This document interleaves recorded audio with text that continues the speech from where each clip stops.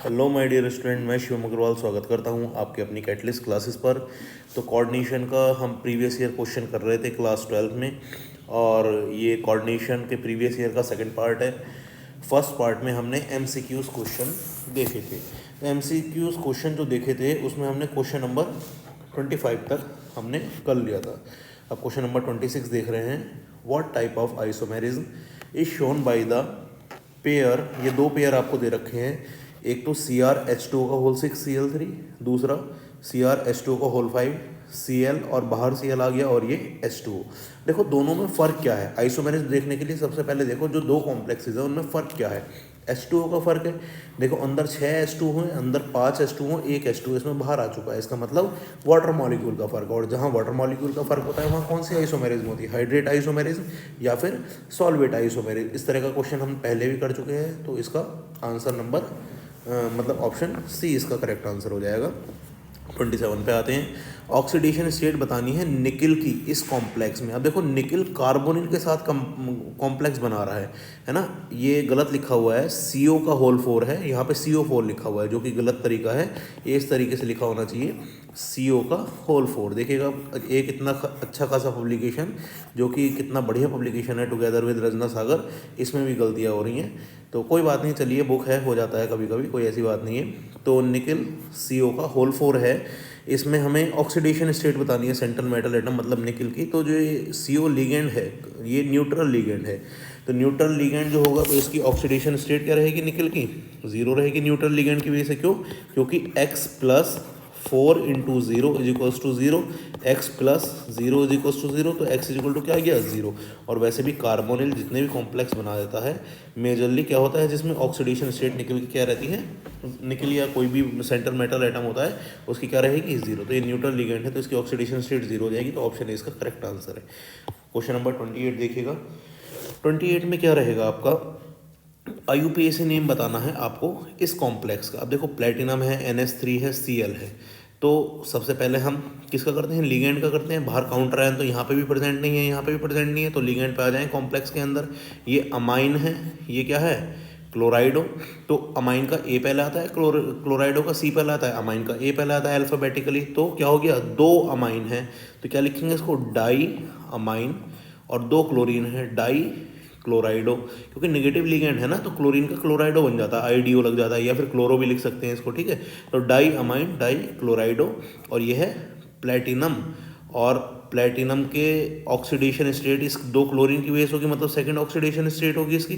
तो क्या हो जाएगा, diamine dichlorido platinum second. A option इसका करेक्ट है। अगर इतना लंबा चौड़ा हिसाब भी नहीं करना आपको तो केवल ऑक्सीडेशन स्टेट भी अगर देखेंगे तो एलिमिनेट करके आ जाएगा। देखो प्लेटिनम की सेकंड ऑक्सीडेशन स्टेट है, केवल इसमें है, इन तीनों में सेकंड ऑक्सीडेशन स्टेट नहीं है। तो बिल्कुल आँख बंद करके ए ऑप्शन पर टिक लगा दो, ए ऑप्शन आपका करेक्ट आंसर हो जाएगा। लेकिन तब भी कई बार जो है ऑप्शन मैच कर जाते हैं, सेकंड ऑक्सीडेशन स्टेट हो सकता है औरों में भी दे, तो आपको करना ही पड़ता नाम, तो हमें ये भी आना चाहिए। लेकिन कई बार ऐसा हो जाता है, बिल्कुल आसानी से हम इसको कर सकते हैं। तो एलिमिनेशन मेथड भी अप्लाई करके देख लेना चाहिए। उसके बाद ये आपके MCQs ख़त्म हो गए। उसके बाद very short answer type question हम देख लेते हैं। Question number 29। क्वेश्चन नंबर 29 क्या कह रहा है, which of the following species, ये कुछ स्पीसीज़ दे रखी हैं जो कि लिगेंड की तरह एक्ट नहीं करेंगी, और उसका रीज़न भी बताना है। देखो OH negative, NH4 positive, CH3, NH2 और H2O, इनमें से कौन सी लिगेंड की तरह वर्क नहीं करेगी, NH4 पॉजिटिव लिगेंड की तरह वर्क नहीं करेगा। देखो लिगेंड होने की फर्स्ट कंडीशन क्या है, लिगेंड होने की पहली कंडीशन यही है कि उसके पास लोन पेयर ऑफ इलेक्ट्रॉन होने चाहिए डोनेट करने के लिए, है ना, या फिर निगेटिव से डोनेट कर। निगेटिव के पास भी तो एक्स्ट्रा इलेक्ट्रॉन होते हैं, तो इसके पास निगेटिव है, ये लिगेंड की तरह वर्क करेगा। H2O में ऑक्सीजन के ऊपर दो लोन पेयर ऑफ इलेक्ट्रॉन होते हैं। CH3 NH2 में नाइट्रोजन के ऊपर मतलब एक लोन पेयर ऑफ इलेक्ट्रॉन है। लेकिन NH4 पॉजिटिव कब बना होगा, जब NH3 के पास जो लोन पेयर था उसने डोनेट कर दिया होगा H+ को, जब तो क्या बना होगा, NH4 पॉजिटिव बना होगा। जो एक लोन पेयर था नाइट्रोजन के पास, बेचारे के पास, वो भी डोनेट कर दिया, तो एक भी लोन पेयर नहीं बचा ना। जब लोन पेयर नहीं है तो ये जो है लिगेंड की तरह वर्क कैसे करेगा। तो इसका आंसर ये होगा कि NH4+ लिगेंड की तरह वर्क नहीं करेगा। और रीज़न ये है इसका कि इसके पास एक भी लोन पेयर इलेक्ट्रॉन अवेलेबल नहीं है सेंट्रल मेटल एटम को डोनेट करने के लिए, ठीक है। बी वाला देख लेते हैं। ये जो कॉम्प्लेक्स है ये रेड कलर का है, ठीक है, बहुत बढ़िया बात है, रेड कलर का है। इसका IUPAC नेम बताना है, ठीक है। तो IUPAC नेम बता दो इसका। ये क्या है, नाइट्रो, ये क्या है अमाइन। तो अमाइन कितने हैं 5 हैं, नाइट्रो कितने हैं 1 है। तो पेंटा अमाइन क्या हो जाएगा ये पेंटा अमाइन।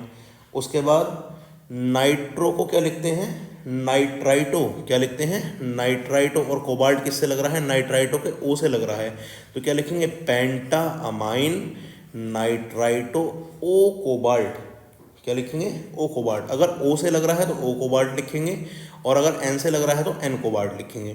तो अगर जैसे इसमें पता नहीं चल रहा कि ओ से लग रहा है या एन से लग रहा है, तो मान लो एन से लग रहा है ना, तो एन कोबाल्ट ऐसा हो जाएगा। और उसके बाद बाहर काउंटर आयन हो गया, काउंटर आयन क्या है क्लोराइड, और इसकी ऑक्सीडेशन स्टेट क्या रहेगी CO की कोबाल्ट की ऑक्सीडेशन स्टेट अगर हम इसकी निकालेंगे NO2 पे क्या होता है 1 माइनस होता है, Cl पे क्या होता है 1 माइनस होता है, तो 1 माइनस और ये 2 Cl है तो 2 माइनस, तो कितना होगा -3 उधर जाएंगे क्या हो जाएंगे -+3, और ये NH3 तो न्यूट्रल है तो इसका तो कोई मतलब ही नहीं है ऑक्सीडेशन स्टेट में, इन तीनों की वजह से आएगी। तो -3 उधर इक्वल टू के उधर जाएगा तो क्या हो जाएगा +3, जिसकी वजह से कोबाल्ट किस में है +3 में।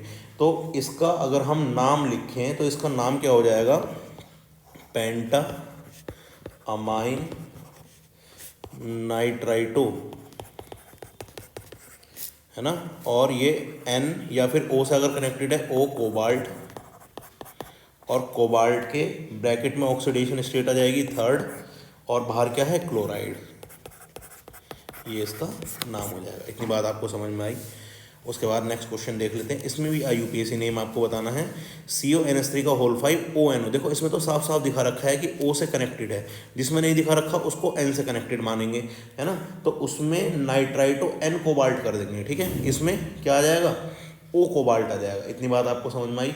तो क्या हो जाएगा पेंटा अमाइन नाइट्राइटो O कोबाल्ट, और कोबाल्ट की ऑक्सीडेशन स्टेट आएगी इसमें 3, तो ऑक्सीडेशन स्टेट क्या आ गई 3rd, भाई इसका यही नाम होगा।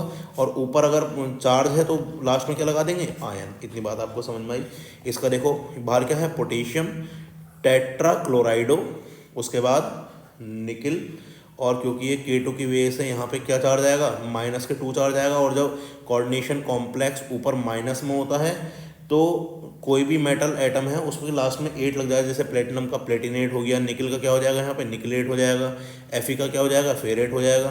तो इस तरीके से यहाँ पे निकिलेट, और ये कौन से ऑक्सीडेशन स्टेट में K2 की वजह से और Cl4 की वजह से +2 ऑक्सीडेशन स्टेट में, तो उसका पूरा नाम क्या हो जाएगा पोटेशियम टेट्राक्लोराइडो निकिलेट सेकेंड, और बस ये पोटेशियम टेट्राक्लोराइडो निकिलेट और सेकंड, ये इसका पूरा नाम हो जाएगा।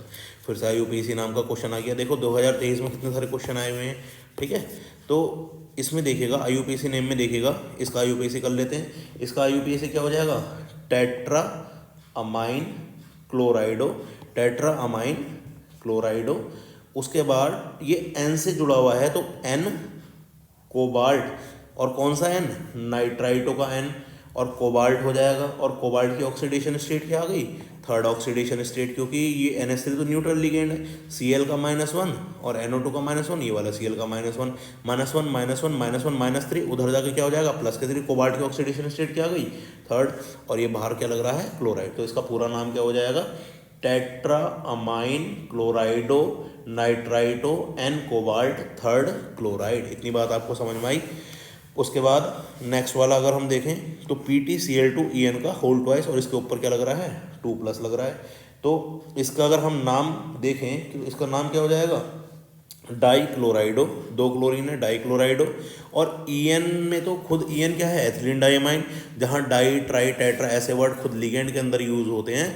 तो उससे पहले जो ऐसे लिगेंड होते हैं जितने भी होते हैं उसमें बिस ट्रिस टेट्राकिस ऐसे वर्ड यूज़ किए जाते हैं। 2 के लिए बिस, जैसे यहाँ 2 आ रहा है तो बिस यूज़ करेंगे, 3 आता तो ट्रिस, और 4 आता तो टेट्राकिस। तो इसमें En कितने आ रहे हैं 2 आ रहे हैं, क्लोरीन कितने हैं 2 हैं, तो क्या यूज़ करेंगे डाइक्लोराइडो बिस एथिलीन डाइमाइन, उसके बाद प्लेटिनम और उसके बाद प्लेटिनम, प्लेटिनेट क्यों नहीं लिखा, क्योंकि यहाँ पे प्लस के 2, जब प्लस के कॉम्प्लेक्स प्लस में हो या न्यूट्रल हो तो मेटल नेम ऐसे ही लिखा जाता है, वरना प्लेटिनेट आता है यहाँ पे अगर नेगेटिव होता है। तो प्लेटिनम, और प्लेटिनम की जो ऑक्सीडेशन स्टेट आएगी यहाँ पे इसकी वजह से तो जीरो, ये -1 और -1 -2 उधर जाके प्लस का 2 प्लस का 2 और प्लस के 2 क्या हो गया, प्लस के 4, प्लेटिनम 4। तो इसका पूरा नाम हो जाएगा डाई क्लोराइडो बिस एथिलीन डाई अमाइन प्लेटिनम 4। इतनी बात आपको समझ में आई। उसके बाद what is chelate complex, chelate complex क्या है भैया, जो मोनोडेंटेट को छोड़कर बाकी बाईडेंटेट ट्राईडेंटेट ऐसे लिगेंड कॉम्प्लेक्स बनाते हैं तो रिंग लाइक स्ट्रक्चर बना लेते हैं वो, ठीक है। तो ऐसे जो रिंग लाइक कॉम्प्लेक्स होते हैं जो बाईडेंटेट ट्राईडेंटेट पॉलीडेंटेट लिगेंड से बनते हैं उनको बोलते हैं कीलेट कॉम्प्लेक्स, ठीक है। इसका एग्जाम्पल हम दे देंगे, एग्जाम्पल ये रहा इसका, EN ने कॉम्प्लेक्स बना रखा है, ये कीलेट कॉम्प्लेक्स है। इतनी बात समझ में आई। तो ये आपका कीलेट कॉम्प्लेक्स इस तरीके से हम कर सकते हैं, ठीक है। एग्जाम्पल दे देंगे। हेट्रोलैप्टिक कॉम्प्लेक्स कौन से होते हैं, जिसमें लिगेंड एक से ज़्यादा तरीके के प्रेजेंट हो, जैसे Cl2 En2 हो गया 2 तरीके के लिगेंड, NH3 Cl NO2 हो गया 3 तरीके के लिगेंड, है ना। तो ये हो गया हेट्रोलैप्टिक। और जैसे ये है NiCl का होर4, Cl कितने हैं, 4 हैं एक ही तरह के तो प्रेजेंट है, ये हो गया होमोलैप्टिक। तो हेट्रोलैप्टिक जिसमें एक से ज़्यादा तरीके के लिगेंड प्रेजेंट हो कॉम्प्लेक्स में उसको बोलते हैं हेट्रोलैप्टिक। इसका एग्जाम्पल हमने इस तरीके से दे देना है। ये तो होमोलैप्टिक हो गया, लेकिन हमें देना है हेट्रोलैप्टिक का, तो ये वाला एग्जाम्पल हम दे सकते हैं। फिर से आ गया IUPAC name of the coordination entity. तो IUPAC कैसे करेंगे, अब तो IUPAC बहुत अच्छी तरीके से सीख गए होंगे आप। 3 अमाइन है, H2 को क्या बोलते हैं, एक्वा बोलते हैं। तो ट्राई अमाइन और ट्राई एक्वा, और ये क्या हो गया, कोबाल्ट। इसकी ऑक्सीडेशन स्टेट आएगी 3rd, और ये बाहर क्या हो गया, क्लोराइड। इतनी बात समझ में आई। Tri amine tri aqua cobalt 3rd chloride. उसके बाद इसका पोटेशियम, ये क्या है, C2O4 ऑक्जिलेट। कौन सा आयन है, ऑक्जिलेट, और इसको क्या हो जाएगा नेगेटिव में, ऑक्जिलेटो। क्या बोलेंगे इसको, ऑक्जिलेट। तो पोटेशियम ट्राई ऑक्जिलेटो एलिमिनेट, क्योंकि K3 की वजह से नेगेटिव चार्ज आ रहा है ना, तो एल्यूमिनियम का क्या हो जाएगा, एलिमिनेट, और इसका ऑक्सीडेशन स्टेट आएगी 3rd। तो पूरा नाम क्या हो जाएगा, potassium tri oxalato, potassium tri oxalato aluminate 3rd। इतनी बात समझ में आई आपको। उसके बाद IUPAC नेम बताना है इनका भी। देखो IUPAC के कितने सारे क्वेश्चन आ रहे हैं, तो IUPAC नेम इसका भी बताना है आपको। कैसे करेंगे इसको, IUPAC नेम देखो इसका अगर हम देखें तो इसमें जो एक्वा है वो A से स्टार्ट हो रहा है, ये CN है, CN मतलब साइनाइडो, और ये क्या है, एथिलीन डायमंड। तो एक्वा वाले का पहले करेंगे तो क्या हो गया, एक्वा, ये हो गया साइनाइडो, ये हो गया बिस एथिलीन डायमाइन। उसके बाद कोबाल्ट, और कोबाल्ट कौन सी ऑक्सीडेशन स्टेट में आएगा, 3rd में, तो ये नाम हो जाएगा इसका। उसके बाद ये देखो हेक्सा अमाइन, क्या हो जाएगा इसका नाम, हेक्सा अमाइन निकिल, कौन सी ऑक्सीडेशन स्टेट में, 2nd, और ये हो गया क्लोराइड। इतनी बात समझ में आई आपको। उसके बाद 35 क्वेश्चन देख लेते हैं। Using IUPAC name write systematic name of the following complex. भैया इनके सिस्टमेटिक नेम आपको बताने हैं IUPAC। तो पोटेशियम हेक्सा साइनाइडो, Fe मतलब आयरन, और ये क्योंकि इसकी वजह से माइनस में तो फेरेट बोलेंगे इसको, आयरन नहीं बोलेंगे, तो इसका नाम क्या हो जाएगा, हेक्सा अमाइन निकिल सॉरी इसका जो नाम है 35 वाले का, हाँ, तो इसका जो नाम हो जाएगा क्या हो जाएगा, hexa cyanido sorry potassium hexa साइनाइडो, Fe मतलब फेरेट, ठीक है, पोटेशियम हेक्सा साइनाइडो फेरेट, और इसकी ऑक्सीडेशन स्टेट निकालेंगे तो इसकी ऑक्सीडेशन स्टेट आएगी 3rd। तो पोटेशियम हेक्सा साइनाइडो फेरेट 3rd। इतनी बात समझ में आई। उसके बाद सेकंड वाला देखेंगे तो डाई क्लोराइडो, क्या हो जाएगा, डाई क्लोराइडो बिस एथिलीन डाई अमाइन कोबाल्ट, ठीक है, और ये 3rd इसकी ऑक्सीडेशन स्टेट आएगी।